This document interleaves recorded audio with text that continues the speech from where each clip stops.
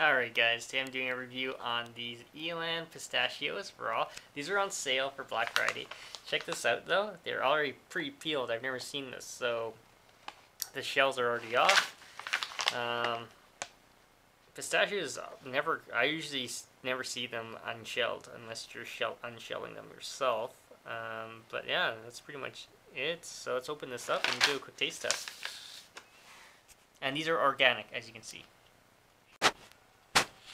Okay, so here it is, all opened up.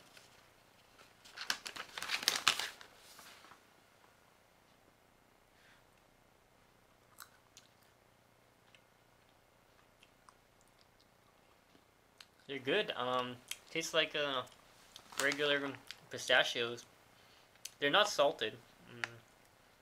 So they taste good. If you have any questions, comments, guys, post below, subscribe to the channel.